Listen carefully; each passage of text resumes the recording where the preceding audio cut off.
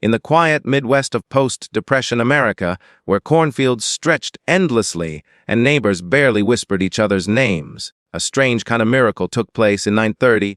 A small town in Michigan became home to what the newspapers called scientific marvel. 4 identical baby girls born to Mr. and Mrs. Morlock. It was a time when such births were seen as divine, almost supernatural. Reporters descended on the family home, marveling at the sight of 4 perfect little faces, identical down to the last eyelash. The nation celebrated them. The doctor studied them. The Morlocks were suddenly famous. But the miracle came with a curse.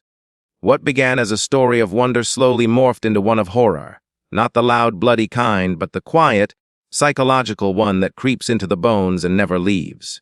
Behind the white picket fences and the smiling newspaper photos, the Morlock home hid a darkness no one wanted to see. The father, a deeply religious and mentally unstable man, believed his daughters were chosen by God and tested by evil. His wife, submissive and emotionally absent, watched in silence as his delusions grew into rituals of control. To the outside world, the family was perfect. But inside the home, the girls lived under constant fear, punished for laughing too loud, locked in their rooms for speaking out of turn, and shamed for any behavior that their father deemed impure. He believed strictness was protection. What it really became was torment. As the girls grew, their home became a living laboratory. Psychologists and psychiatrists, fascinated by the phenomenon of identical siblings, took an interest in the family. The Morlocks became case number 217 in the annals of American psychiatry. 4 young minds studied for signs of mental illness. In time, their names were replaced with pseudonyms, the Janane quadruplets. The name sounded clinical, almost sterile. But behind that label were real children whose lives were stripped of privacy, empathy, and dignity. The doctors came often, taking notes as the girls played, fought, cried, or sat in eerie silence. Every word, every gesture was categorized and analyzed. When one sister began to hear voices, it was documented as an early onset of schizophrenia. When another became withdrawn and fearful, it was labeled emotional instability. But no one ever asked the simplest question: why? The tragedy of the Janane sisters is that they were never treated as human. Their pain became data. Their trauma became evidence. Their family became an exhibit. The Morlock home, under the guise of medical curiosity, turned into a psychological cage. The sisters, whom researchers called Nora, Iris, Myra, and Hester, began to lose themselves, their minds fragmenting under the pressure of control and observation. Each one showed symptoms of schizophrenia before reaching adulthood. Each one carried the invisible scars of both parental abuse and scientific exploitation. The deeper the doctors dug, the less they understood. Was madness truly inherited, or was it created, shaped by years of fear, repression, and shame? The answer lay in the shadows of the Morlock household, where faith became delusion and science became cruelty. The girl's father alternated between quoting scripture and conducting strange rituals to cleanse his daughters of evil. Their mother obeyed his every word, insisting the doctors were there to help. In truth, they were all part of the same machinery, a cycle that fed on the sisters' suffering. By the time the world lost interest, the damage was done. The 4 sisters grew into broken women, their identities scattered like glass across decades of psychiatric notes and sealed archives. The Morlock name was erased, replaced by Janane, as if a new name could wash away the sins of the old. But the truth lingered. Somewhere between faith and madness, science and sin, humanity was lost. Today, the story of the Morlock family remains one of psychology's most disturbing and controversial cases. It's a story of how a miracle birth turned into a lifelong experiment, how 4 identical girls became living reflections of cruelty and obsession. Behind every textbook that mentions the Janane quadruplets lies a darker, unspoken truth that the line between study and suffering, curiosity and cruelty, is thinner than anyone dared to admit. This is not just the story of mental illness. It's the story of a family consumed by control, a society blinded by scientific ambition, and 4 sisters who were never allowed to simply be human. It was spring in 1930 when the Morlock family of Lansing, Michigan, welcomed what would be called both a miracle of nature and a tragedy of fate.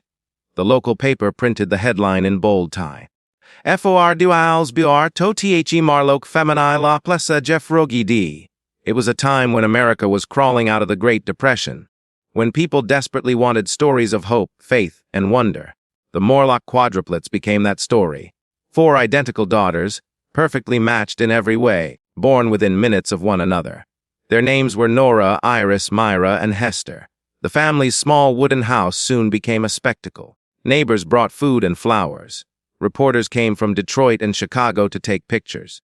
The church pastor called them proof that God still smiles upon the faithful. But no one could have guessed that the very same home would one day become a laboratory, and those same little girls would grow up as unwilling participants in one of psychology's darkest chapters. From the start, the Morlock father was not a stable man.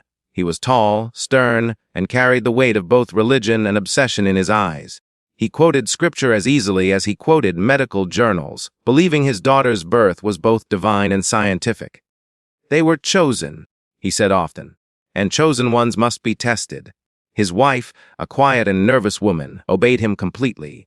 She had endured years of his temper and his paranoia, and now, with 4 newborns depending on her, she seemed to shrink further into herself.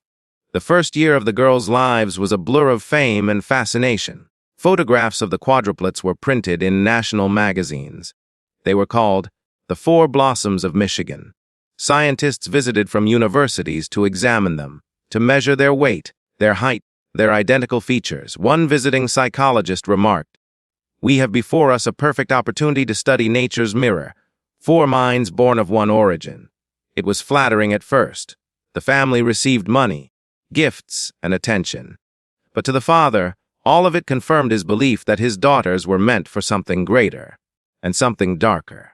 By the time the girls were 3, the father began keeping records of their behavior. He noted which one cried the most, which one resisted his commands, which one followed orders without question. He used different punishments for each: isolation for one, prayer for another, hunger for a third. He called it guidance. In truth, it was the beginning of an experiment in control. Visitors would later say there was something uncanny about the quadruplets. They spoke in low voices, sometimes finishing each other's sentences. They rarely smiled unless their father was present. The house felt quiet, suffocating, as if sound itself was afraid to exist there. When the girls began attending Sunday school, teachers described them as polite but distant, almost mechanical in their behavior. It was like they were being watched even when they weren't. One woman later recalled, "The turning point came when word of the quadruplets reached the psychology department at the University of Michigan. Researchers fascinated by heredity and mental illness saw the Morlock family as a living opportunity. At the time, psychiatry was still deeply rooted in the belief that mental disorders were passed down like eye color or height. Identical quadruplets, 4 genetic copies, presented a chance to prove or disprove the theory. The Morlock father welcomed the attention. He allowed the doctors to visit, to test, to observe. They drew blood, took notes, and performed interviews. Every visit fed his ego. He believed he was cooperating with science to reveal divine design. In truth, he was giving strangers permission to invade his daughters' minds. The girls grew up surrounded by notebooks, cameras, and questions. By age 8, they were already being asked about their dreams, their fears, and their feelings toward one another. The doctors compared their answers, looking for patterns. When one sister mentioned hearing whispers in the night, it was logged as auditory sensitivity. When another said she sometimes saw faces in the wallpaper, it was marked as possible hallucination. No one thought to ask whether those whispers and visions might be born from trauma rather than biology. Behind closed doors, the father's control deepened. He insisted on total obedience, claiming that disobedience invited the devil. The girls were punished for any act of individuality, for asking questions, for expressing emotion, for being different from each other. To their father, sameness was purity, difference was sin. His obsession with keeping them identical became terrifying. He dressed them in the same clothes, fed them the same meals, and forced them to speak in unison during prayer. Any mistake was met with what he called cleansing discipline. By adolescence, the cracks began to show. Nora, the eldest by minutes, developed severe anxiety. Iris withdrew completely, refusing to speak for days. Myra had violent outbursts she couldn't control, and Hester started cutting her hair off in secret, desperate to be seen as someone separate. The father recorded it all, calling it the divergence phase. It was around this time that doctors began to take a darker interest. The sisters were relocated for further observation, separated from one another, and monitored in a hospital-like setting. For the first time in their lives, they were apart, and it broke something inside them. Two of the sisters reportedly developed full psychotic episodes during separation, screaming that they could feel each other's pain. The doctors saw it as proof of genetic psychosis, but what they were witnessing was a trauma bond so strong it had rewired their sense of reality. The reports were published in medical journals under pseudonyms. The Morlock family name was erased, replaced with the name Janane. In Greek, Janane means to give birth. To the scientists, it sounded poetic. To the sisters, it was another layer of erasure. The world soon forgot the Morlock quadruplets, but the field of psychology never did. Their case became a foundational study in schizophrenia and genetic inheritance. For decades, textbooks would cite them as evidence of hereditary mental illness. What those same books omitted was the emotional torture, the religious fanaticism, and the endless violations of privacy that had shaped their minds long before the symptoms ever appeared. Behind the legend of the Janane quadruplets was not just a family, but a warning of what happens when human beings are treated as data, when curiosity outweighs compassion, and when the walls of a home become the boundaries of an experiment. The Morlock girls were not born broken. They were made that way, molded by fear, control, and the relentless hunger of science to understand what it never stopped to feel. The Morlock home was not a home in any ordinary sense. It was a theater of silence, performance, and punishment. To outsiders, it appeared well kept, proper, and respectable. The paint on the walls was clean, the curtains pressed, and the lawn neatly trimmed. But inside, that order came at a terrible cost. Every smile was rehearsed. Every conversation was measured. Every breath was watched by the man who called himself both father and God. The Morlock father ran the house like a private institution. Every morning began with inspection. The four identical daughters, Nora, Iris, Myra, and Hester, would line up in their white dresses, hair brushed, hands clasped in front of them. Their father would examine them one by one, adjusting a collar, correcting a posture, sometimes staring long enough to make them tremble. "You are my miracles," he would say, his voice heavy with pride and menace. And miracles must remain perfect. Breakfast was not a meal, it was a ritual. The girls could not speak unless spoken to. Each one had to recite a Bible verse before eating. If one stuttered or forgot a line, all four would lose their food for the day. It was part of what he called collective correction. If one failed, all paid the price. This system ensured obedience through guilt, tying their fates together so tightly that individuality became a threat. Their mother, a frail and quiet woman, moved like a ghost through these routines. She prepared food, washed clothes, and tended to the garden, but never raised her voice. When she did speak, it was often to apologize, not for herself, but for the girls. She feared her husband's temper more than she feared God. And when he punished the children, she never intervened. Her silence became another instrument of control. As the girls grew, the father's rules multiplied. They could not leave the property alone. They could not make friends without permission. They could not read books that were not approved. Every hour of their day was scheduled prayers, chores, schooling, observation. He believed structure would preserve their sanctity. What it truly preserved was his dominance. Each daughter learned to adapt in her own way. Nora, the eldest, became the peacemaker. She tried to anticipate her father's moods, often taking blame to protect her sisters. Iris turned inward, escaping into imagination and daydreams. Myra resisted. She talked back, cried the loudest, and often faced the harshest punishments. Hester, the quietest, followed every command perfectly, but her eyes told a different story. Empty, far away, disconnected from the world around her. The punishments were cruel and ritualistic. Sometimes, he locked them in separate rooms for hours without light. Other times, he forced them to kneel on rice or salt and pray for forgiveness. He told them that pain purified the soul. The worst punishment was isolation, separation from one another. Because the girls had been raised to function as one unit, being divided filled them with terror. They would scream for each other through the walls, begging to be reunited. He called it lesson in independence. To them, it was torture. At night, the house changed. The father would pace the halls, murmuring prayers or scribbling notes in his journal. The girls could hear the creak of his footsteps even in their dreams. Sometimes he would enter their room without warning, shining a lantern into their faces, making sure they were still in God's grace. It was a ritual of surveillance disguised as care. The girls learned to sleep with one eye open.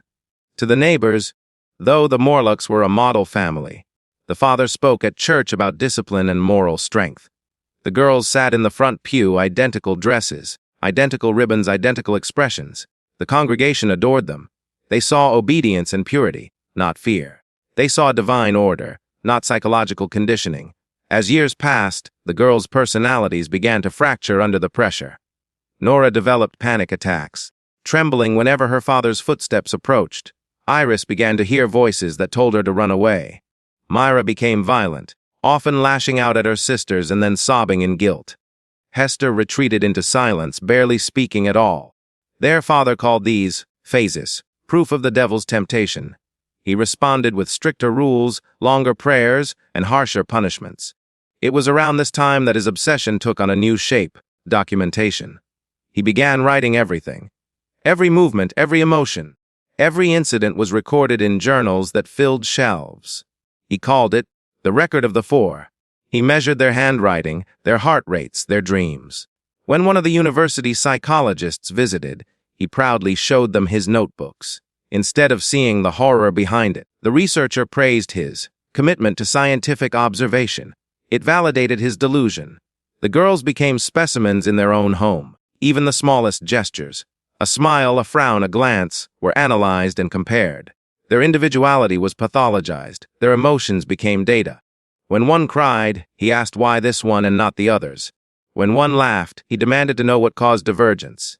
Over time, the sisters internalized his scrutiny. They began watching themselves, correcting themselves, policing their own behavior before he could. The home became a closed loop of surveillance. The father controlled them, the girls controlled themselves, and the mother controlled nothing. Sometimes, in rare moments of privacy, the sisters would whisper to each other under their blankets. They invented stories about escaping, running away to a lake, a forest, a place where no one knew them as the Four.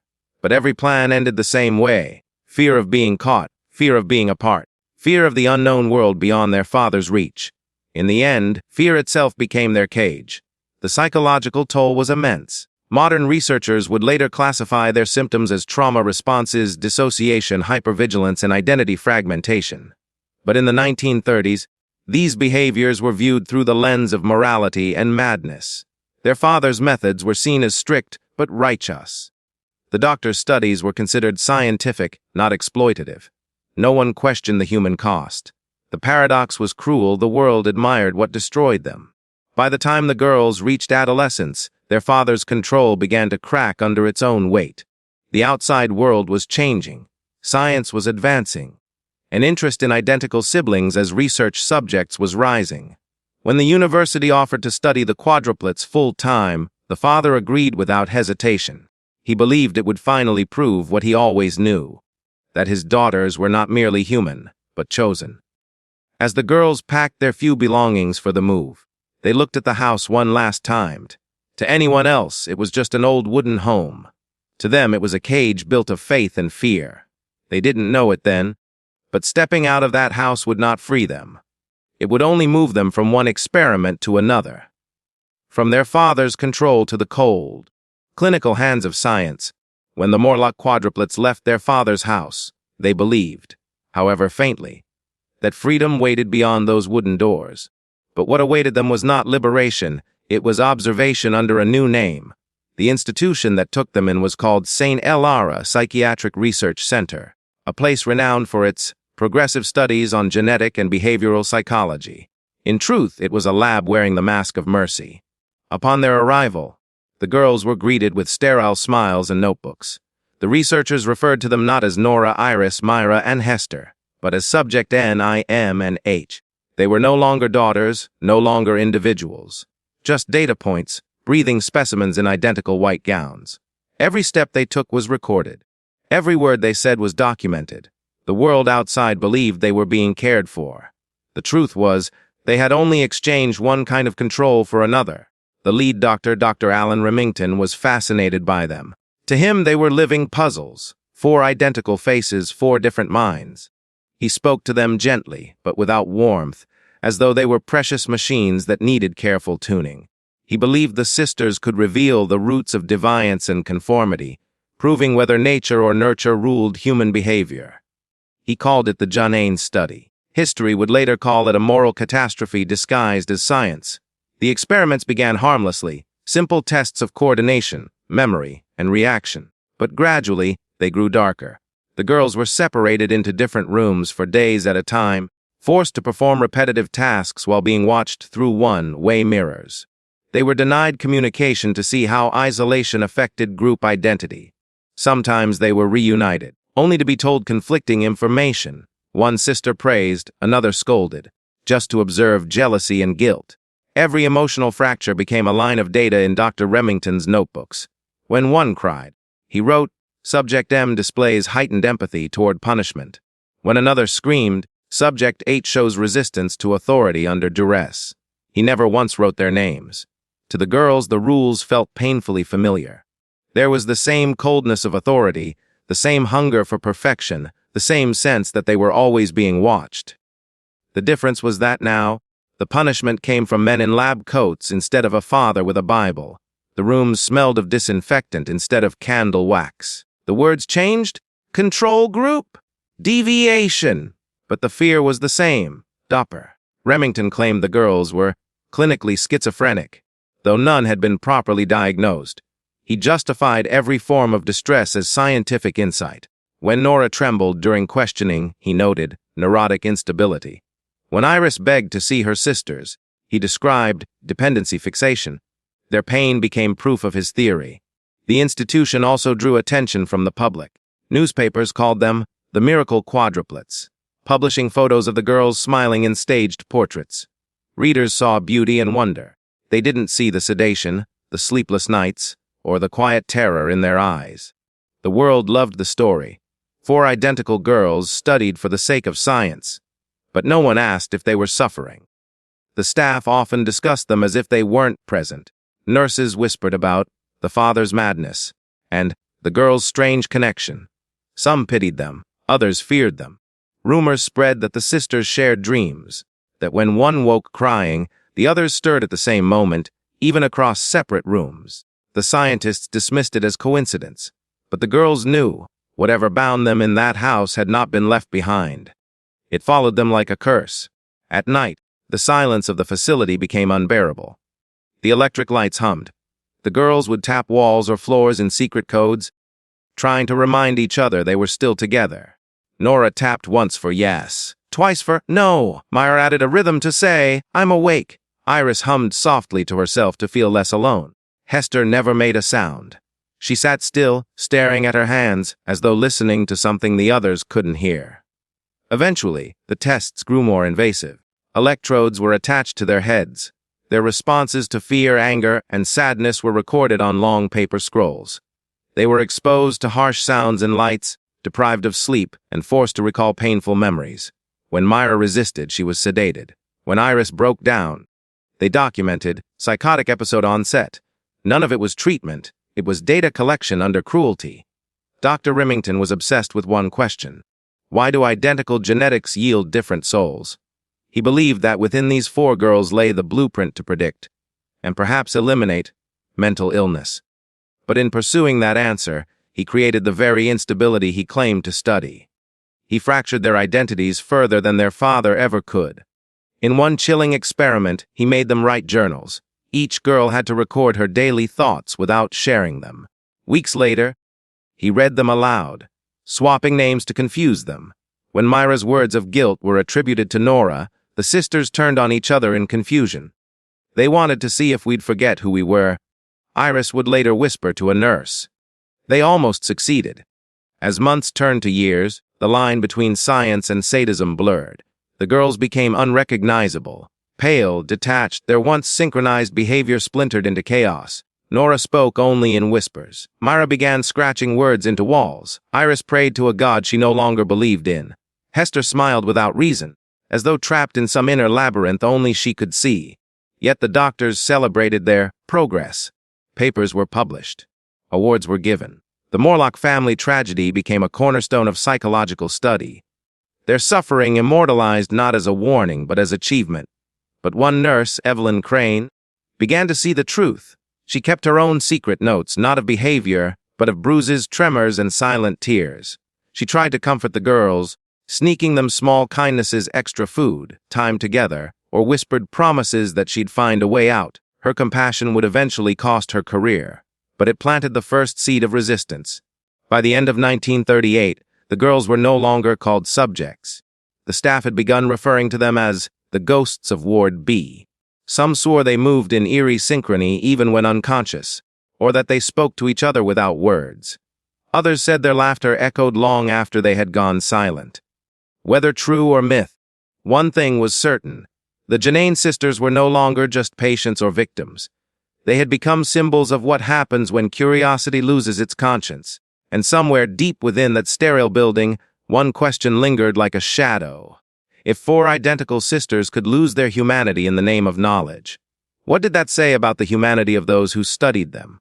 By 1939, the once inseparable Morlock sisters, known now only as the Janane quadruplets, to their doctors, had reached a breaking point so deep that even the walls of Sate, Elara seemed to tremble with their unraveling.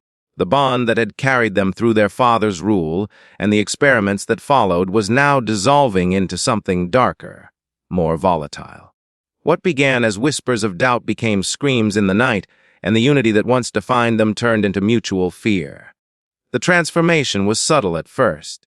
It began with mistrust. Dr. Remington had long sown the seeds of division, but now those seeds began to bloom in full. During his sessions, he would pit one sister against the other, telling Nora that Myra had confessed jealousy, whispering to Iris that Hester was plotting to leave her behind. He told Myra that Nora had spoken to the nurses about having her sedated.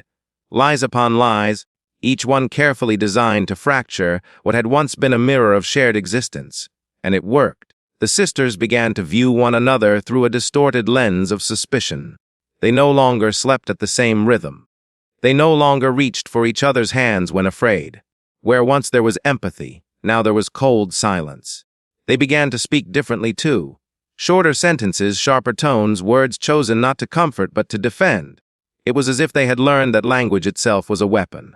Dr. Remington recorded this in his journals as differentiation achieved. What he called scientific success was in truth psychological dismemberment. Nora was the first to break. The oldest, always the protector, began to lose herself to exhaustion. Her anxiety grew unbearable. She would whisper prayers into the walls, apologizing for sins she hadn't committed. When she was denied visits with her sisters for several days, she stopped eating. When they finally reunited her, she stared at them blankly, whispering, "You're not my sisters. You're copies. He replaced you." Her mind, fractured by years of control, had turned against her own blood. Iris followed next. The dreamer of the four began to hallucinate, seeing shadows that looked like her father's figure walking down the hospital corridors, hearing his voice echoing in the hum of the fluorescent lights. She told the nurses that the walls were whispering back to her. The staff called it schizophrenia, but Iris said it wasn't madness, it was memory. "He's still here," she said. "He never left us. He's wearing their white coats now." Myra, the defiant one, fought back. She screamed at the doctors, threw objects, refused medication. She begged the nurses to release them. Her rebellion only made things worse. She was restrained, sedated, and confined to a padded cell where the only voice she could hear was her own. Her rage slowly turned inward. She began scratching messages into her arms, tiny marks of resistance that no one would ever see. Hester, the quiet one, changed in a way no one could understand. She became calm, too calm. While her sisters screamed or cried, she smiled faintly, as though she had accepted something the others hadn't. The doctors praised her emotional stability, calling her the most successful adaptation. But in truth, Hester's serenity was not peace, it was surrender. Somewhere deep inside, she had detached completely, becoming an observer of her own suffering. The nurses began to fear them. There were nights when the four would start humming the same melody at the exact same time, even though they were in different rooms. Sometimes they would speak in unison when addressed separately. Once, when Nora was sedated in another ward, Iris awoke screaming her name without knowing why.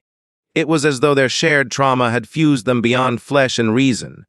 a psychic scar running across 4 minds. Remington saw this not as a tragedy but as proof. In his reports, he wrote, "The shared psychosis confirms the potential of environmental reinforcement in identical subjects. The unit operates as one organism under sufficient conditioning. To him it was science. To them it was hell." The breaking point came one winter night in 1940. Myra had managed to steal a scalpel from a nurse's tray. She didn't plan to use it on herself, not at first. She wanted to cut the wires from the observation room, to destroy the machines that had kept them prisoners. But when she was caught, something inside her snapped. She turned on her sisters, screaming that they were helping the doctors, that they wanted to stay, that they were no longer real. Nora tried to calm her down, but Myra lunged, slashing her arm. Blood splattered across the white floor. Iris fainted. Hester just watched, still smiling, as though the chaos confirmed what she already knew, that their bond was broken beyond repair. The staff rushed in, restraining Myra as she screamed. "You want me crazy, you win!" she shouted. "You wanted a monster. Here I am." Her voice echoed down the corridor like a curse. After that night, she was transferred to a separate facility. The sisters would never see her again. For the remaining 3, life became quieter, too quiet. Nora fell into a deep catatonia, barely speaking. Iris drifted between lucidity and delusion, sometimes writing letters addressed to no one. Hester remained eerily composed, her detachment mistaken for healing. Dr. Remington continued his work, but even he began to sense something uncanny. The girls no longer reacted to him. They no longer flinched, no longer resisted. They were empty vessels, obedient, silent and hollow. In one of his final notes on the case, he wrote, "Subjects N.I. and H now display near total compliance. Emotional variance reduced to negligible levels. Objective achieved." But what he called compliance was the death of their humanity. Not long after Dr. Remington's project was quietly shut down. Officially, it was due to budget constraints. Unofficially, rumors had begun to circulate. Rumors of unethical methods, unapproved experiments, and a growing sense that something unnatural lingered in the walls of Ward B. The Morlock case files were sealed, locked away in archives that few would ever access again. Years later, when St. Elara was abandoned, janitors claimed to hear faint voices in the empty halls. Some swore they saw 4 identical silhouettes standing together near the observation room, humming softly, a melody no one could place. And in one forgotten storage room, covered in dust, they found the words carved faintly into the wall. "We were one." It was signed with 4 initials, N.I.M. and H. By the mid-1940s, the story of the Morlock, or Janane, quadruplets had nearly vanished from public memory. What had once been touted as a groundbreaking psychological experiment became a stain that those in power were desperate to wash away. Official records were edited, research papers withdrawn, and the very name Janane replaced by code numbers in archived reports. The institution, St. Elara Psychiatric Research Center, went silent behind its whitewashed walls, and the people who had once called the quadruplets miracles of science began pretending they had never existed at all. But secrets have a strange way of clinging to the world, especially those born of cruelty. The story didn't die. It was buried alive. After the incident that led to Myra's removal, government auditors were dispatched to St. Elara under the pretense of evaluating funding. In truth, they came to investigate growing whispers of abuse and inhumane experimentation. Several nurses, including Evelyn Crane, the only one who had shown genuine kindness to the girls, had anonymously filed complaints. They detailed the use of isolation, sleep deprivation, and forced psychological manipulation. They described how the sisters were treated less as patients and more as lab rats. But the moment these allegations reached higher authorities, they vanished. Why? Because Dr. Alan Remington was connected. He had backing from powerful figures in academia and the early intelligence community. His research had drawn interest from military agencies curious about psychological endurance and obedience under extreme pressure. His work wasn't just medical. It had political value. Silencing the scandal meant protecting something far larger than a single unethical experiment. Within months, the inquiry was dismissed. The official report concluded that no wrongdoing was found, and that the subjects were treated according to accepted clinical standards. The complaints disappeared. Evelyn Crane was dismissed for breach of confidentiality. No one ever heard from her again. Meanwhile, Dr. Remington's lab was shut down quietly. not for punishment but for preservation.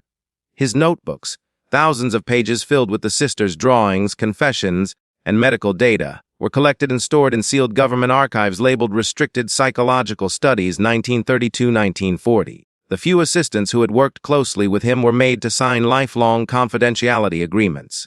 The remaining sisters, Nora Iris and Hester, were transferred to another facility under assumed names. There they would spend the rest of their lives, living out their days in anonymity, cataloged as patients of genetic schizophrenia. The public was told they were safely under care. In truth, they were being hidden. But not everything could be erased. In the early 1950s, a graduate student named Dr. Lydia Voss stumbled upon a partial record while researching behavioral genetics. The file contained fragments of the Janane case, photographs, EEG readings, and a disturbing line from Remington's notes. Subject M's removal marks successful completion of the individuation phase. Intrigued and horrified, Voss began digging deeper. What she found shook her. The data suggested deliberate psychological torment masked as science. It revealed how the quadruplets were systematically stripped of identity and empathy for the sake of a theory about inherited madness. Even more chilling were the margin notes, personal reflections written in Remington's neat handwriting. The father created order through punishment. I continue his work through structure. They respond better when treated as one mind. God made them identical. I will make them pure. It was not science. It was obsession. Dr. Voss tried to publish her findings in 1954, but her article was blocked by the university's ethics board. She began receiving anonymous letters warning her to stop. When she persisted, her funding was cut, her office vandalized, and her name quietly blacklisted in academic circles. Like Evelyn Crane before her, she vanished from the record, not murdered, perhaps, but erased through reputation and silence. For decades, the Janane case became an unspoken myth in psychology. Something mentioned only in whispers among researchers. The story was reduced to fragments, a study on quadruplets, a case of shared psychosis, an example of schizophrenia inheritance. The human suffering behind it was stripped away. Textbooks spoke of valuable insights. Rather than torture, science once again rewrote cruelty into progress. Yet the truth never completely died. In the 1970s, when mental health reform began exposing the horrors of early psychiatric institutions, journalists revisited the St. Elora archives. What they found reignited the old ghost. Among stacks of patient files were letters written in pencil, unsigned but unmistakably from one of the sisters. One read, "They made us forget our names, but sometimes when I dream I still hear my sisters singing." Another said, "We are still four. He couldn't take that from us." The handwriting matched that of Nora Morlock. These fragments were quietly published in a small investigative magazine, The Human Condition, in 1978. The issue sold out instantly, but within weeks, every copy was pulled from distribution after legal threats from unknown entities. The surviving journalists reported being followed and receiving phone calls filled with static. Whatever forces had buried the story before were still watching. By the time the 1990s arrived, all four sisters were presumed dead. Their graves, if they existed, were never located. Some claimed that Hester, the last surviving sister, was spotted in a long-term care facility in Montana under a different name. The nurses there described her as calm but peculiar. She rarely spoke, but sometimes late at night she would hum softly to herself, always the same lullaby. When asked about it, she said only, "It's what we used to sing before they took our faces away." In the end, history did what it always does with uncomfortable truths. It turned them into legends. Some believed the Janane quadruplets were never real, that they were symbols for the dark side of psychology's past. Others, armed with fragments of evidence, believed every word. But somewhere, in a government archive labeled Case 54Q Janane, there remain sealed boxes of photographs, patient charts, and reels of recorded interviews. No one is allowed to open them. No one has for decades. And if you visit the ruins of St. Elora today, you'll find that most of it has collapsed, except for one hallway. Locals say that on cold nights, if you stand there long enough, you'll hear 4 sets of footsteps moving in perfect unison. Sometimes, just before dawn, you can hear a faint melody, carried on the wind, rising and falling like a lullaby meant for no one. The sisters' story may have been erased from books and journals, but it still exists, in whispers, in the memories of those who dared to look and in the haunting echo of a question science never wanted to answer. What price must humanity pay for knowledge when the experiment becomes the sin? For nearly half a century, the world forgot about the Morlock family, the Janine quadruplets, tucked away behind the yellowed pages of redacted files and locked cabinets. But in 2003, a young clinical psychologist named Dr. Rebecca Calloway stumbled upon a citation in an obscure 1950s psychiatric journal that would pull the story back into light and reopen one of the darkest wounds in American psychological history. Dr. Calloway was no conspiracy theorist. She was methodical, data-driven, and known for her cold rationalism. Her doctoral thesis focused on generational trauma and the psychological patterns of twins. While researching historical twin studies, she came across a footnote referencing Case 4Q Janine Set C Restricted Studies 1932-40. The brief mention was vague, yet something about it, a strange combination of secrecy and absence, caught her attention. She began digging first through university archives, then through declassified documents from the National Institute of Mental Health. The deeper she looked, the stranger it became. There were traces of the sisters' existence everywhere, but nothing concrete. No photographs, no official names, no records of death. It was as if someone had intentionally removed their identities from every piece of data. But bureaucracy, as always, left cracks. She eventually found a reference in a 1942 funding report signed by Dr. Alan Remington himself. It mentioned subject continuity maintenance, final behavioral alignment, and successful resolution of M. That one cryptic phrase, resolution of M, sent chills down her spine. Determined to uncover the truth, Dr. Calloway filed a formal request under the Freedom of Information Act. For months, she received nothing but rejections, each stamped with some variation of national security exemption. Her curiosity turned to obsession. She reached out to surviving relatives of St. Elora staff members, tracked down medical assistants, and even purchased microfilm reels from old psychiatric symposiums. Slowly, she began piecing together fragments of what had happened inside those walls. Then came her breakthrough. In 2005, a retired government archivist named Henry Lewis contacted her anonymously. He had read about her ongoing inquiries and claimed to have worked in the records department that handled Remington's files in the 1950s. He said he remembered 4 identical girls in black and white photographs, and that the files were moved under Department of Behavioral Studies, Project Marrow. When she pressed him for proof, he agreed to meet, on one condition that she never publicly use his name. They met in a small diner off Highway 29, a place that smelled of coffee and old paper menace. Henry was frail, his hands trembling as he slid a faded envelope across the table. Inside were 2 photographs and a typewritten memo. The first photo showed 4 young girls in identical white dresses, sitting on hospital cots. Their expressions were blank, their heads shaved. The second showed a man, Remington, standing behind them with a gloved hand resting on one girl's shoulder. The memo, dated 1939. Subjects display extraordinary compliance following M's transition. Recommend continuation under current parameters. When Calloway asked what M's transition meant, Henry's expression darkened.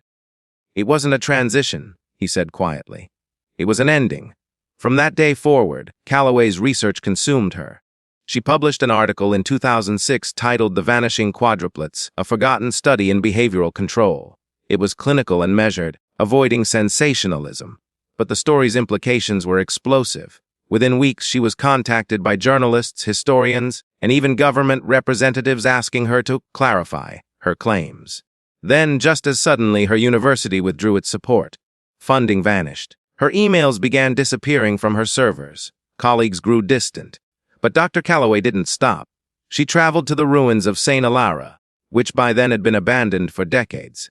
All that remained were fragments of the building, a decayed ward, a crumbling stairwell, and a long, narrow corridor where old metal doors lined the walls like tombstones.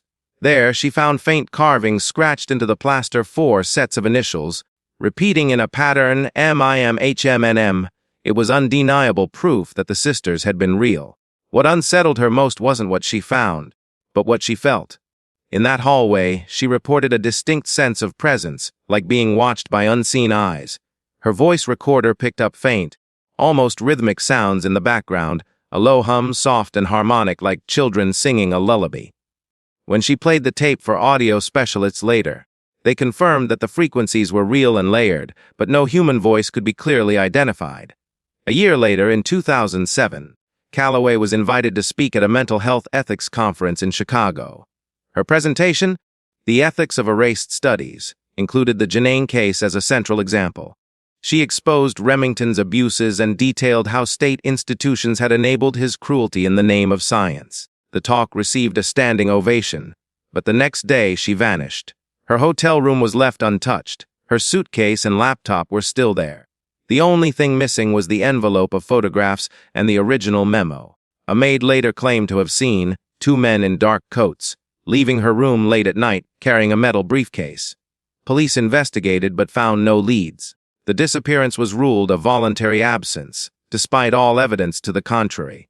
Months later, a parcel arrived at the office of the Human Condition magazine, the same publication that had printed the sisters' letters in 1978. Inside was a cassette tape labeled, "For the Record." The voice on the tape, cracked and faint, was unmistakably Dr. Calloway's. She sounded afraid, but determined. "If you're hearing this, it means they found me. The sisters were real. Project Marrow was real. They wanted to create compliance, obedience. They used those girls to test control through trauma. He didn't die. Remington's methods didn't die. They were continued refined. The tape ended with a soft, distorted sound like humming. 4 overlapping voices, fragile and haunting. No one ever found Dr. Calloway. Some say she fled the country, others believe she was silenced. But in her absence, her work lived on. Copied by a student before her disappearance, were uploaded online in 2009. Within weeks, they went viral, sparking renewed investigation into unethical psychiatric studies of the early 20th century. The world finally began to remember what had been buried. Today, the Janane quadruplets remain a case study not only in psychology but in human cruelty. Their names, Nora Iris, Hester, and Myra, are whispered by researchers as both a warning and a tragedy. They remind us that science, without empathy, can become something monstrous. And somewhere in a locked government basement, behind a door marked, decommissioned records, the old photographs of 4 identical girls still sit, frozen in grayscale, their eyes wide, hollow, and knowing, seem to look through time itself. It's said that if you stare long enough, you can almost see them blink. After Dr. Rebecca Calloway's mysterious disappearance, her research didn't die, it multiplied. Her last published paper, The Vanishing Quadruplets, had already reached underground psychology forums, historical networks, and independent researchers obsessed with suppressed medical studies. But what none of them expected was that the Janane bloodline hadn't actually ended in the 1940s. It had evolved quietly, tragically, into the present. In 2011, an independent genealogist from Missouri named Thomas Lark stumbled upon a peculiar record while tracing families connected to the St. Elara Institute. He was mapping patient lineages for a documentary project when he found a marriage certificate dated 1959 between Dr. H. Morrow and Evelyn N. What struck him immediately were the initials, HM and EN, eerily close to 2 of the quadruplets. Hester Morlock and Nora Morlock. The marriage location listed was Rapid City, South Dakota, far from the original institution but close to one of the rumored government relocation zones for discharged psychological subjects. Lark reached out to surviving relatives listed in the census data, and one name appeared again and again in medical records, academic transcripts, and social service reports. Marla N. Morrow, born 1960. At first glance, Marla seemed like anyone else. She grew up in a small rural town, married young, and became a nurse. But her early psychiatric records hinted at something disturbing. At the age of 6, she was diagnosed with night terrors of multiplicity. Teachers reported her often referring to herself in the plural, saying things like, "We don't like that," or "She's not me anymore." Her handwriting reportedly changed between moods, 4 distinct styles, each consistent and repeating. When Thomas compared these behaviors to Calloway's research on the original quadruplets, the parallels were undeniable. The same dissociative patterns, the same emotional echoes, the same voices in the night. He compiled his findings into a private report and sent it to the Journal of Genetic Psychiatry. The submission was rejected with a short note. "This data concerns a restricted lineage. Do not pursue." 2 weeks later, his computer was hacked, and his digital files were erased. But Lark wasn't the kind to back down. He made physical copies and began visiting archives in person. That's when he discovered something chilling. Photographs of Marla taken for a 1978 psychology textbook on rare dissociative disorders. The caption reads simply, "Patient M4 study conducted under supervision of R. Can." The doctor's name, he realized, was another ghost from the past. R. Kane was the pseudonym used by Dr. Alan Remington after his supposed retirement. Remington hadn't disappeared or died, as everyone assumed. He had simply changed his name and continued his work. The evidence began to point toward a horrifying conclusion. One of the quadruplets had survived, changed her name, and carried the bloodline forward under surveillance. Whether she volunteered or was coerced, no one knew. But her descendants, like Marla, had become living continuations of the experiment. By 2013, independent journalists and dark web researchers began referring to these descendants as the Janane line. Anonymous whistleblowers from old Image files claimed that the Morlock genome carried behavioral malleability markers, studied for over 70 years. In simpler terms, the government had turned trauma inheritance into data. Marla's son, Evan, grew up never knowing any of this. But when he turned 19, he began experiencing vivid dreams, visions of 4 identical girls standing in an empty hospital corridor. He later described hearing a song with no words, which matched the same humming Dr. Calloway recorded decades earlier. Even started painting those dreams, black and white portraits of faceless nurses operating tables and 4 small figures staring at him from behind fog glass. He eventually posted one of his paintings online under the title, "The 4 Who Never Slept." Within 24 hours, the image went viral. Users began connecting the art to the Janane story, which resurfaced in internet documentaries and TikTok dark history accounts. But what unsettled researchers most wasn't the art, it was the uncanny detail. Evan had never read Calloway's papers, yet his descriptions matched her field notes perfectly. Then came the real twist. A former lab assistant from St. Elora, now in her late 80s, contacted a small podcast that covered Cold War psychological experiments. In her taped interview, she claimed that before the institution was shut down, Remington had artificially impregnated one of the surviving quadruplets to test hereditary compliance. The resulting child, she said, was spirited away to a government safe house under the codename Project Renewal. According to her testimony, the offspring of that child, 2 generations later, were being quietly monitored under academic scholarships and health programs disguised as federal aid. One of those students, Avon Morrow, when Avon found out, he went off the grid. He deleted all his online accounts, vanished from his home, and was never officially seen again. But his artwork kept surfacing, sent anonymously to galleries, mailed in unmarked packages, sometimes arriving years apart. Each painting showed the same 4 figures in grayscale, always watching, always closer. By 2020, the Janane case had transformed from a forgotten psychiatric file into a full-blown urban legend. Yet among serious historians and psychologists, it represented something more profound, the question of whether trauma could survive not just memory, but generations. Could fear, obedience, and fragmentation pass down through DNA? Modern geneticists began studying descendants of patients from similar institutions and found traces of epigenetic markers consistent with extreme stress inheritance. This meant that even if the original sisters had died decades ago, the chemical scars of their suffering could still live on in their descendants. That's the true legacy of the Morlock family, not ghosts, not myths, but living echoes of human cruelty woven into bloodlines. Some say that's why every few years, another child is born who dreams of 4 identical faces. They hum in their sleep. They stare into mirrors and say, "We remember." And sometimes, late at night in old psychiatric buildings turned into condos or offices, workers report hearing faint humming behind the walls. Soft, rhythmic, and familiar. 4 voices. Still synchronized, still waiting. Because the Janane bloodline was never meant to survive, but it did. And as long as those echoes continue, in some form never ended. By 2021, the Janane case had drifted from academic discussion into something stranger, an evolving myth that crossed between science, superstition, and conspiracy.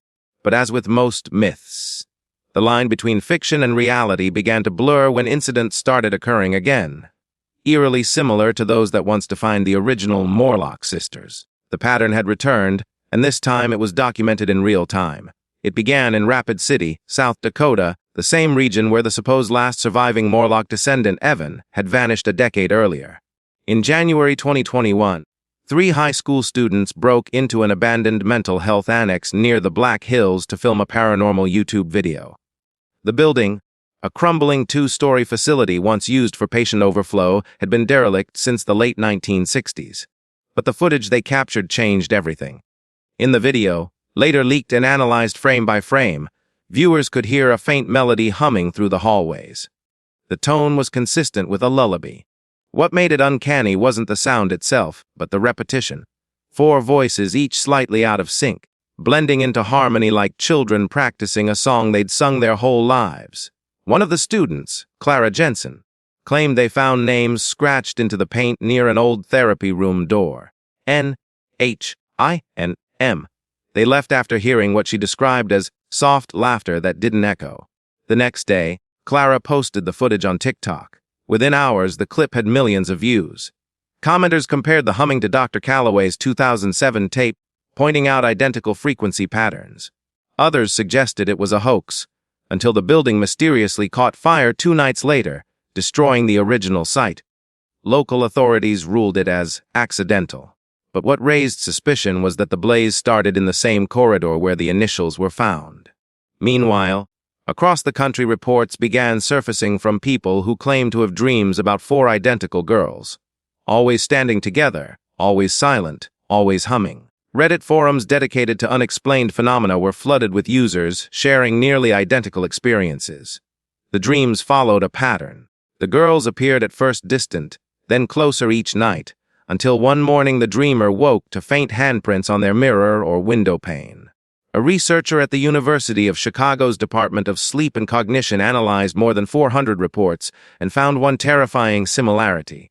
Most dreamers lived within 50 miles of facilities once linked to mid-20th century behavioral studies. The Janine pattern, as she called it, appeared to follow the institutional map of Dr. Remington's research network. It wasn't just dreams and fires. Physical traces began to emerge. In April 2022, a group of urban explorers discovered a sealed room under the remains of St. Elara Institute in Wisconsin. The room, long thought collapsed, had somehow remained intact. Inside were 4 rusted cots arranged in perfect symmetry. Each had a brass plate at its foot engraved with a single letter, NIH, matching the Morlock sisters' initials. The room smelled of antiseptic and mold, but one detail disturbed investigators the most: a small reel-to-reel tape recorder still sat on a nearby desk. When played, it emitted static, then a faint, childlike giggle followed by 4 rhythmic hums. The explorers uploaded the sound clip online.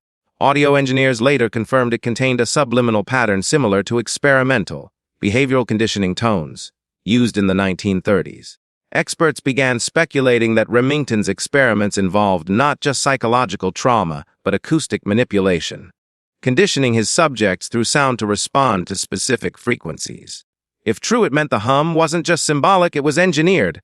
By 2023, journalists began connecting these modern incidents to remnants of government studies buried under names like Project Marrow, Behavioral Inheritance Study, and Silent Resonance.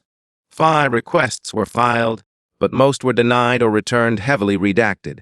One leaked document, authenticated by multiple sources, referenced genetic subjects retained in population sample under observation through public health services. The phrase, retained in population sample, sparked chaos online.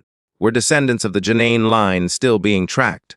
Were new generations unknowingly part of a decades-old study that had never officially ended? It wasn't until the Morrow case in 2024 that the theories turned chillingly real. In a small town outside Omaha, a single mother named Laura Morrow, no confirmed link to Evan, called police claiming her twin daughters had begun speaking in voices not their own. Neighbors reported seeing the girls standing in their backyard at night, holding hands, whispering in unison. When police arrived, they found them staring blankly at the sky, humming in harmony. Both were taken to a children's psychiatric ward. According to leaked hospital notes, the twins alternated between lucidity and trance-like states, referring to themselves as we 4. They could also identify complex mathematical patterns they had never been taught. One chilling line from the nurse's notes read, "Patient murmured before sleep, we remember the walls. We remember the songs. We are not gone." Shortly after, the twins were transferred to a private facility under federal order. Their mother claimed she was forbidden from visiting them again. Within months, social media began buzzing with unverified claims that the twins had been moved to a classified research center in Virginia, the same region where several of Remington's assistants were believed to have relocated after World War II. Conspiracy communities exploded, arguing that the Janane experiment had entered a new phase. But the final spark came from something almost mundane, a podcast episode. In late 2024, a true crime channel released an audio documentary on the Janane mystery. The host played an allegedly restored version of the tape found in St. Alara's ruins, but midway through the recording distorted, and a voice, clearer than any before, spoke a single sentence. "Why are the daughters of obedience?" The channel was deleted the next morning. Today, the pattern persists. Families across America report strange dreams. Historians find new documents linking Remington's experiments to modern behavioral science foundations. Psychologists studying genetic trauma notice identical emotional triggers across unrelated lineages. And in online communities, they call it the return of the four. Some say it's the curse of the Morlock family. Others insist it's the echo of science that went too far. But a few, the ones who've seen the patterns firsthand, whisper something far more terrifying. They're not haunting us. They're remembering through us. And so, nearly a century after the first experiment began, the song continues. Not from dusty halls or flickering lights, but through the minds and bloodlines of those who unknowingly inherited the hum. The pattern is alive, and somewhere in the static between sleep and waking, four voices still sing. By early 2025, the Janane story had grown from an underground myth into a global obsession. Podcasts, documentaries, and even academic circles couldn't ignore it anymore. But the real storm didn't begin with social media. It began with a leak, a government leak so extensive it made even the skeptics fall silent. The story broke on January 14, 2025, when a small investigative outlet called the Palladium Archives published what it claimed were declassified documents from the U.S. Department of Health and Human Services connected to a project code named M-Root. The files, spanning over 400 pages, contained references to something disturbingly familiar. Behavioral inheritance monitoring, subject line Gen 4M. Within hours, the documents went viral. The files traced back to the National Institute of Mental Health, an IMH between 1940 and 1975, covering decades of supposedly independent research that connected not only Dr. Alan Remington's Janane experiments but also later studies conducted under different names. The government had, in fact, continued portions of Remington's work long after his supposed retirement. Only the names had changed. The ideas and the subjects remained. Among the most shocking revelations was a series of memos between Remington's successor, Dr. Harold P. Vance, and officials at the Defense Advanced Research Projects Agency, DARPA, in the early 1960s. The memos described efforts to explore biological compliance triggers, using sound and emotional trauma as behavioral conditioning tools. The term, Project Marrow, appeared again and again with phrases like transgenerational response consistency and inheritance of obedience. In one memo, dated July 1963, Vance wrote initial subjects displayed high retention of behavioral commands under induced stress. Notably, the Gen form line continues to demonstrate inheritance of induced submission traits. Recommend continued observation under non-clinical environments. That one line sent chills through everyone who read it. Non-clinical environments meant real life, families, schools, communities. It meant the Janane descendants were never truly released. They were simply moved into society to be watched, measured, and used. The leak also contained photographs, grainy black and white images showing four young women sitting in identical hospital gowns, hands folded neatly in their laps. Each had a number scrawled on their chest, 41424344. In the background stood a man partially out of frame, his hand resting on a clipboard labeled RADA Behavior Set 2A. Forensic analysts dated the photograph to 1965, 2 decades after the original Janane sisters were presumed gone. It was now undeniable the experiment had continued long after anyone admitted. The public reaction was explosive. Protesters gathered outside the Department of Health buildings in Washington, demanding accountability for what was being called the Human Obedience Project. Thousands of families began requesting genetic screenings, fearing their ancestors might have been part of undisclosed experiments. But for every revelation, new layers of deception emerged. Hidden among the documents were classified annexes marked downstream data, which appeared to log medical and psychological profiles of American citizens born between 1958 and 1980. The data columns included categories like cognitive alignment, compliance rate, and auditory response threshold. Every 10th file was tagged with 4M. Analysts realized what it meant: a national database tracking descendants of the Janane bloodline, disguised as part of routine health studies. The true horror was not that 4 sisters had been abused. It was that their suffering had been turned into a genetic template, an experiment on humanity's capacity to obey. Then came the second leak. A former data engineer for the Department of Defense, using the alias Medi4, released a folder of encrypted audio logs allegedly taken from internal training sessions between 1987 and 1991. The recordings discussed pattern response activation through subliminal sound cues, a direct reference to the humming patterns found in the old tapes. In one clip, a calm male voice can be heard saying 4 tones alternating 11 ha's and 13 ha's, induce synchronized hemispheric activity in compliant subjects. Line 4M shows consistent activation in 3rd generation. We continue to test. That clip alone shattered any remaining doubts. The humming, the dreams, the strange multi-voice recordings, it wasn't superstition. It was programming. News outlets tried to verify the authenticity of the tapes, but the Palladium archives claimed its source disappeared before any further confirmation could be made. Still, sound analysts verified that the audio's frequency spectrum matched the tone patterns from the original Saint Ilara recordings. Suddenly, history connected to the present in one horrifying thread. The idea that trauma could pass through generations was no longer just theory. It was now a proven tool, and the government had been refining it for decades. A congressional hearing was briefly announced in February 2025, titled Ethical Review of Human Inheritance Research, but before it began, it was abruptly postponed, pending further internal review. The official explanation cited data misinterpretation. Behind closed doors, however, several whistleblowers claimed agencies were shredding archives and reclassifying personnel files. Then, something even more unsettling happened. Across multiple states, South Dakota, Virginia, Illinois, and Oregon, individuals claiming to be descendants of former psychiatric patients reported strange blackouts and collective hallucinations. Dozens described waking up with a dull ringing in their ears and a faint melody echoing in their minds. The same 4-tone pattern. Hospitals recorded a spike in unexplained seizures and dissociative episodes in those regions. Scientists publicly dismissed it as mass suggestion, but leaked internal memos from the CDC mentioned behavioral resonance anomalies. In areas overlapping with historical research sites, it was as if the experiment had reactivated itself. By mid-2025, conspiracy theorists claimed that Project Marrow had gone digital, integrated into modern sound systems, AI-generated media, and behavioral algorithms. No proof ever surfaced, but the theory spread like wildfire.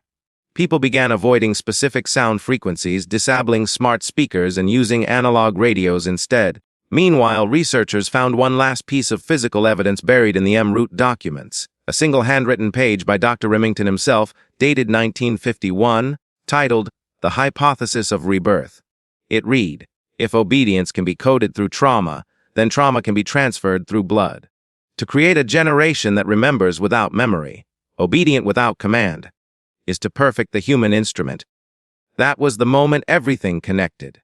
The Janane experiment was never about curing schizophrenia or studying genetics. It was about perfecting control, first in individuals, then in families, and finally across populations. Even now, experts believe fragments of the experiment live on, hidden inside old archives repurposed in neural research, or quietly influencing generations who never even heard the name Morlock. Because the goal was never to destroy the mind. It was to shape it, gently, invisibly, through sound, emotion, and inheritance. And so, when people today still hear that faint humming in the dark, low, steady, rhythmic, it may not be imagination. It may be memory coded deep in the bloodline. The government may have buried the truth, but blood remembers. And the Janane experiment, it seems, was never designed to end. By the time the Janane files reached the public, it was too late to contain the damage. Thousands of people around the world had already seen, heard, and, most disturbingly, felt something awaken within them. What began as curiosity turned into confusion, and confusion into terror. Across forums, encrypted chatrooms, and underground podcasts, a single phrase began to surface again and again: "We are the fourth line." At first, it sounded like a cryptic online cult slogan, but soon the people behind it started sharing eerily similar experiences. Vivid dreams of sterile white rooms, the echo of dripping water, the distant hum of a low-frequency tone that pulsed like a heartbeat. Many of them had never met, yet their descriptions matched. It was as if scattered strangers were recalling the same memory, one that didn't belong to them. Scientists dismissed the movement as a form of collective psychological contagion. But a few researchers privately admitted something stranger might be happening. DNA tests, run independently by genetic hobbyists, began revealing shared anomalies among those who claimed descent from the Morlock and Janane bloodlines. Small, repeated mutations in neural receptor genes linked to auditory processing and emotional conditioning. Those mutations matched the coded labels found in Project Marrow's leaked documents. The descendants were not imagining things. Their blood carried the echoes of something long buried. In the spring of 2025, a 27-year-old woman named Hannah Klein from Minnesota became the accidental face of this awakening. She had posted a shaky video online describing how she'd woken in the night to find herself humming a tune she'd never heard before. A four-note sequence in a pattern eerily similar to the ones from the leaked audio files. Her eyes, she said, had been open, but she didn't feel awake. "It wasn't me humming," she whispered. "It felt like someone else was breathing through me." Her video went viral, racking up millions of views. Within days, hundreds of others uploaded clips of themselves humming the same pattern.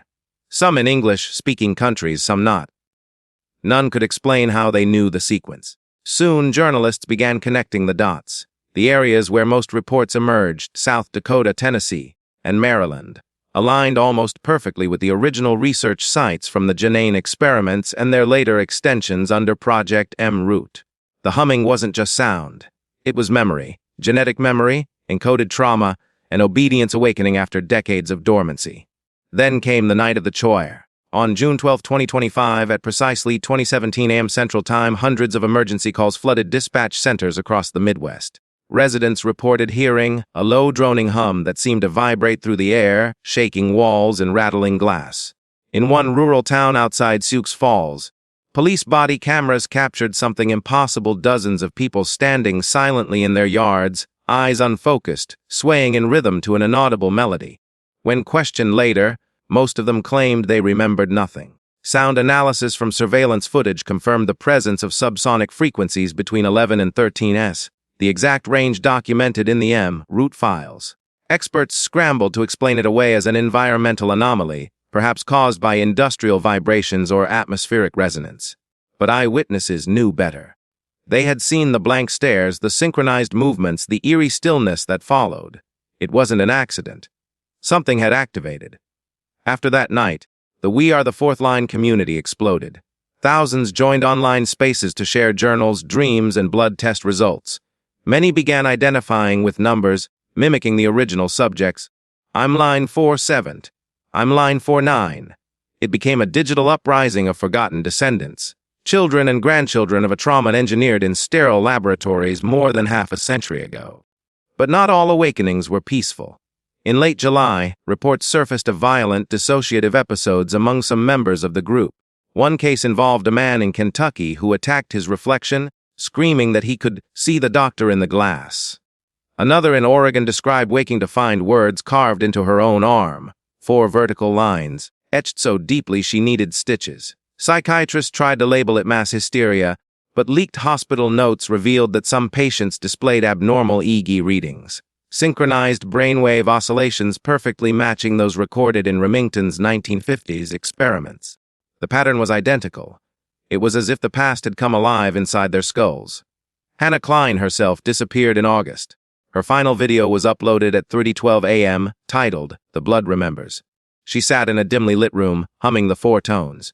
Behind her, a shadow moved slow, deliberate, almost human in outline. The video ended abruptly. Her body was never found. That moment marked a turning point. What had started as curiosity turned into fear. News outlets called it the Janane Awakening. Some governments even began quietly monitoring online spaces discussing the topic. Meanwhile, independent researchers attempted to map genetic lineages of the original families, tracing them through public databases. The unsettling truth emerged. Thousands of people across America, and even in Europe, could trace their DNA back to Project Marrow. It meant the Janine experiment had never truly ended. It had dispersed like seeds blown into the wind. By September 2025, the remaining whistleblowers warned that Project M root might have left digital residues. Algorithms built into modern AI datasets that mimicked the behavioral conditioning once used on the Janine sisters. The theory sounded insane, but it gained traction fast.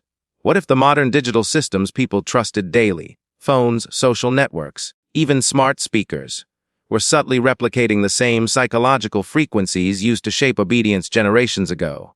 No one could prove it, but people began hearing it again, faint hums from speakers when no sound was playing, rhythmic static in radio signals, pulses hidden under songs. Some began to vanish after claiming they'd found the source. Their last posts read like final confessions. The tones are alive. They've learned to speak. Governments publicly dismissed everything as paranoia, but internally, documents leaked months later confirmed they had reopened neurobehavioral monitoring programs disguised under new health initiatives. The goal: to track emerging patterns of inherited trauma reactivation. The same words appeared in the original M-Root research. By winter, the world had changed. People no longer trusted silence. They covered mirrors, avoided music, and whispered that some families could still hear the hum of the Janine sisters crying across time. And somewhere in an abandoned research facility outside Bethesda, Maryland, a motion-activated camera recorded movement in a long, sealed room. Inside, the fluorescent light flickered on over a row of glass observation windows. Etched on the far wall were 4 faint vertical scratches, fresh, bleeding slightly, like someone had clawed from the other side. No one was there. But on the audio, a faint humming could be heard. 4 tones. Low, steady, perfectly synchronized. The world may have moved on, but the experiment had not. The blood remembers, and now it was awake.